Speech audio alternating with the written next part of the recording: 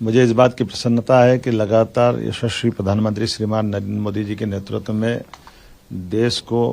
आगे बढ़ाने का प्रयास विभिन्न विभाग कर रहे हैं और खास करके जो बजट आज का लेखानुदान के नाते से आया, पूर्ण बजट तो जुलाई में आएगा, लेकिन हम सब जानते हैं कि उनके सर्वहितैषी सर्वस्पर्शी कामों के आधार पर सभी विभागों पर्याप्त ध्यान देते हुए खास करके गरीब, महिला, युवा, किसान पर केंद्रित प्रधानमंत्री ने इस बजट को जो ध्यान केंद्रित किया, जिसके कारण से लगभग 25 करोड़ हमारी आबादी गरीब रेखा से बाहर आई है। ये बहुत बड़ा एक तरह से उपलब्धि है और उसी प्रकार से ये जो देश की दुनिया की चौथी अर्थव्यवस्था के रूप में भारत परिवर्तित हुआ है और आने वाले समय में ये जो नया टेन्योर आएगा, इसमें तीसरी अर्थव्यवस्था का जो उनका संकल्प है, उसका पूरा बेस दिखाई दे रहा है। ये अमृतकाल में भारत को 2047 तक दुनिया का नंबर 1 देश बनाने की दिशा में जो काम किए जा रहे हैं, उसके परिणाम है। और खास करके इस 2 करोड़ लोगों को नए आवास देने की जो कल्पना की गई है, ये तो बगैर कोई कारण से गरीब लोग अपना घर नहीं बना पा रहे हैं, उनके घर पे वो अभिशाप नहीं है,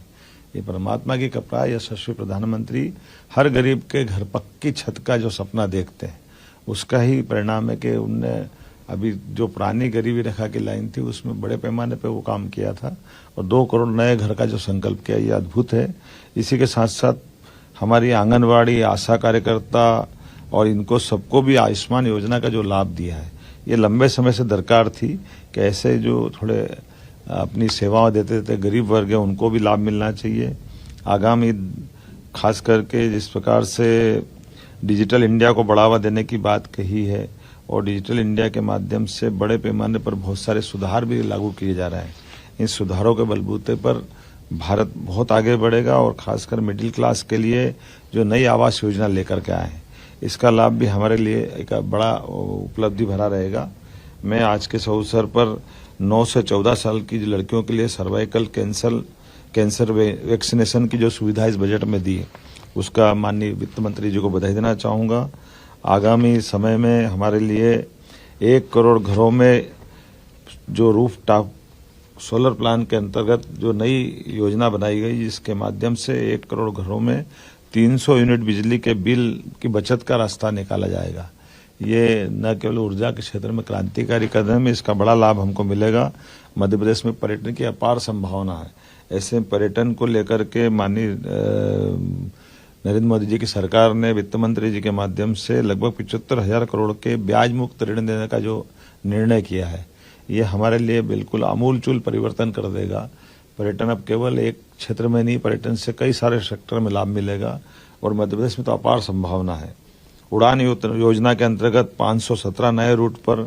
एयरपोर्ट्स का निर्माण और विस्तार, ये हवाई यातायात की दिशा में बहुत बड़ा माइलस्टोन का काम करेगा। अभी मैंने ग्वालियर से अहमदाबाद की नई फ्लाइट का आकाशा एयरलाइंस का शुभारंभ किया है। ऐसे भविष्य में बहुत बड़े पैमाने पर हवाई यातायात की संभावना मध्य प्रदेश में, क्योंकि मध्य प्रदेश बहुत भौगोलिक दृष्टि से बड़ा है, ऐसे में हमारे इस यातायात का भी लाभ मिलेगा। उम्मीद करता हूँ ये उम्मीदों भरा बजट भारत की प्रगति में, उन्नति में और आर्थिक दृष्टि में एक नई ऊंचाई तक पहुंचेगा। मेरी अपनी ओर से श्रीमती निर्मला सीतारमण जी को बधाई, माननीय प्रधानमंत्री जी को बधाई। और इसी परिप्रेक्ष्य में हमारे विभिन्न विभागों को जोड़ करके हम अपने लेखानुदान में